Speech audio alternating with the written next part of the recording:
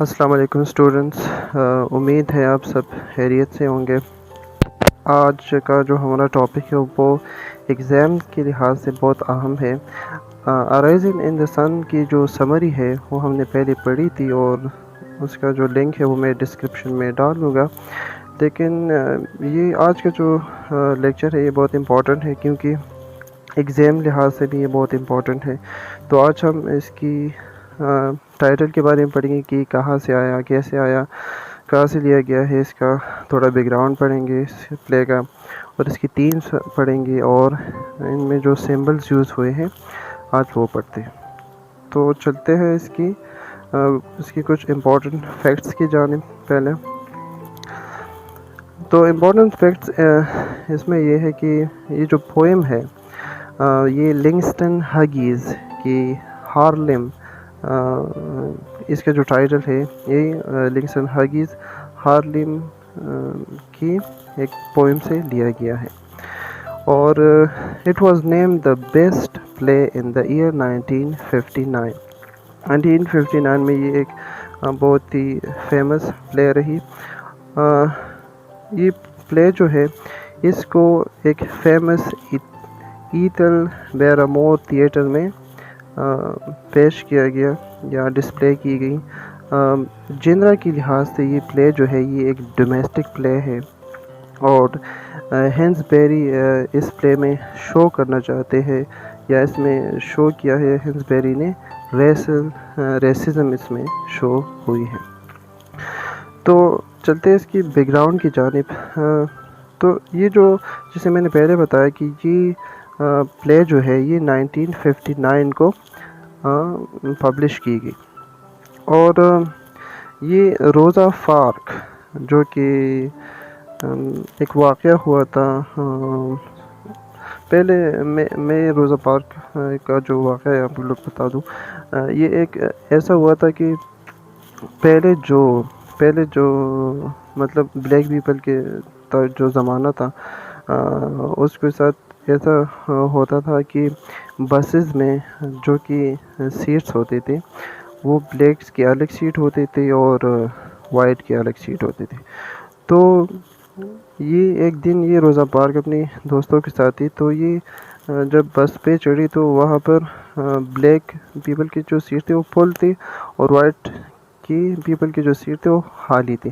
تو یہ جگہ تو کچھ دیر بعد وائٹ پیپل آ گئے، اور اس کو کہا گیا کہ آپ یہاں سے اٹھ جاؤ، بٹ یہ روزا پارک جو ہے اس نے اس کی بات نہیں مانی، حتیٰ کہ بس کے ڈرائیور نے بھی کہا، لیکن پھر بھی اس نے نہیں مانی۔ تو پھر اس ہی پہ اس کو اریسٹ کیا گیا۔ تو اریسٹ ہونے کے بعد یہاں سے جو ہے وہ امریکہ میں سول رائٹ موومنٹ بھی سٹارٹ ہوا۔ تو یہ بھی سول رائٹ موومنٹ کا ایک بیس تھا روزا پارک، اور یہ پلے جو ہے یہ بھی اسی سول رائٹ موومنٹ پہ ہی لکھی گئی۔ اب آتے ہیں اس کے امپورٹنٹ تھیمز کی جانب۔ ڈریمز، اس کا جو سب سے امپورٹنٹ تھیم ہے اس پلے کا وہ ہے امریکن ڈریمز۔ جو ڈریمز ہے اس میں دکھایا گیا ہے تھرو ایوری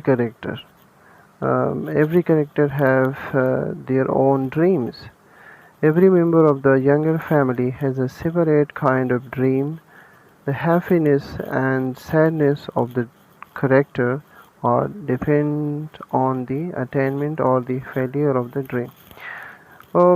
اس پلے میں جو ڈریمز دکھائے گئے ہیں وہ انڈیویجول نہیں ہیں، مطلب ایک ہی فیملی کو دکھایا گیا ہے، اور اسی فیملی پہ ہی تمام جو افریقن پیپل ہے اس کے ڈریمز آپ لوگوں کو انہی کریکٹر کے ذریعے دکھائے گئے ہیں۔ تو یہ ایک امپورٹنٹ اس پلے کا ایک امپورٹنٹ تھیم ہے جس کو آپ لوگوں کے سامنے کریکٹر آف والٹر، ماما اور بینیتا کے تھرو دکھایا گیا ہے۔ اس میں جو دوسرا بڑا جو تھیم ہے وہ ہے ڈسکریمنیشن، اور ڈسکرمنیشن کو شو کیا ہے لارنس ہنسبیری نے مسٹر لینڈر کے کریکٹر سے. اور اس میں اور بھی آتے ہیں چھوٹے موٹے کریکٹرز، بٹ مسٹر لینڈر کیا کرتا ہے وہ the character of Mr. Linder makes the theme of racial discrimination very prominent. He was trying to stop younger family from coming to the white society and also wants to bribe the family for not coming into the white society. تو وہ کیا کرتا ہے mister lander کہ یہ روکتا ہے، ماما کو روکتا ہے، بینیتا والٹرز کو یہ کہتا ہے کہ آپ لوگ کیا کرو، اس نے جو گھر لیا ہوتا ہے وائٹ لوگوں کی سوسائٹی میں، یہ ان کو روکتا ہے کہ وہاں نہ آئے. لاسٹ میں یہ برائب بھی دیتا ہے والٹر کو کہ مطلب آپ یہ لو بٹ کیا کرو وہاں نہ آؤ. لیکن پھر وہ ظاہری بات ہے وہ اپنی فیملی کے ساتھ کھڑا ہو جاتا ہے اور اس کو بس فوراً انکار کر دیتا ہے. تو ڈسکرمنیشن بھی ایک بہت امپورٹنٹ تھیم ہے اس پلے میں.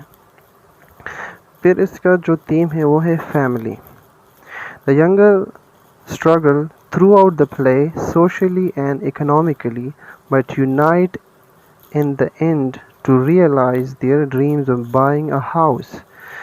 پہلے تو سب لگے ہوتے ہیں اپنی ڈریمز کی طرف، ٹھیک ہے، مطلب ہر کوئی چاہتا ہے، فیملی کا ہر ممبر یہی چاہتا ہے کہ وہ اپنے اپنی ڈریمز کے پیچھے بھاگتے ہیں. بٹ لاسٹ میں جب مطلب حاصل نہیں ہوتا کچھ تو ان کو پھر ریئلائز ہو جاتا ہے کہ سب سے جو بڑا ڈریم ہے وہ ہے فیملی ہاؤس، کہ وہ اپنا ایک گھر خریدے. اور گھر مطلب کہ یہ لوگ کیا ہوں گے، اس گھر میں رہیں گے تو ایک یونٹی ہوگی اس گھر میں. تو یہاں پر جو لاسٹ میں یہ ریئلائز کرتے ہیں وہ ہوتا ہے ایک گھر. Mama knows the importance of family from the very beginning, but Walter and Benita learn this lesson in the end. ماما کو تو پتا ہو اسٹارٹ سے وہ یہی چاہتی ہے کہ اس کا ایک اپنا گھر ہو، اس لیے تو انہیں جو انشورنس منی آتی ہے سب سے پہلے وہ گھر ہی خریدتی ہے، ٹھیک ہے.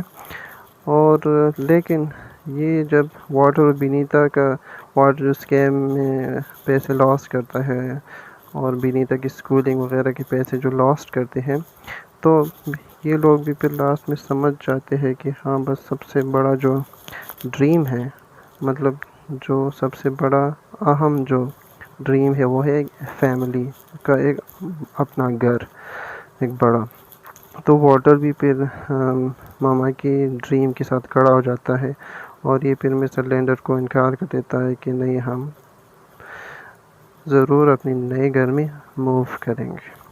تو یہ امپورٹنٹ تھیمس تھے، ڈریمز، ڈسکرمنیشن اور فیملی. اب آتے ہیں سمبلس کی طرف. جو سب سے جو اہم سمبل اس میں یوز ہوئے، اس میں تو فرسٹ جو ہے ماماز پلانٹ، ماما کا پلانٹ ہے. اس میں ایک چھوٹا سا پلانٹ ہوتا ہے امی کے ساتھ، اس کی ماما کریکٹر کے ساتھ. Mama's plant shows the American dreams of her own big house with enough ground and sunlight.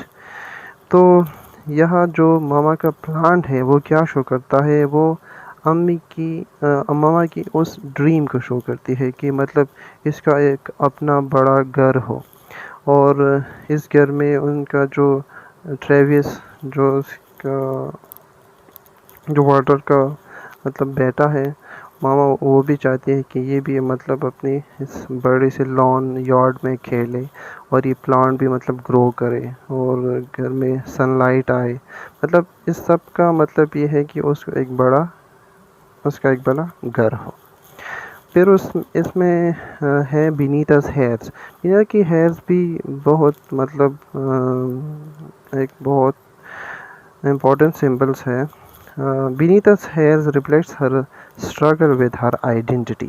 یہاں پر جو بینیتا کی ہیئرز ہے وہ مطلب ایسے معمولی یوز نہیں ہوئے، مطلب اس میں ایک پوری اس کی آئیڈینٹی چھپی ہوتی ہے، ٹھیک ہے. اسٹارٹ میں وہ کیا کرتی ہے، When her hair is straightened, mutilated, it represents her assimilation into the American culture. Start में तो उस पे अमेरिकन का कल्चर जो होता है वो डोमिनेंट होता है, तो उसने बाल स्ट्रेट किए हुए होते हैं, ठीक है.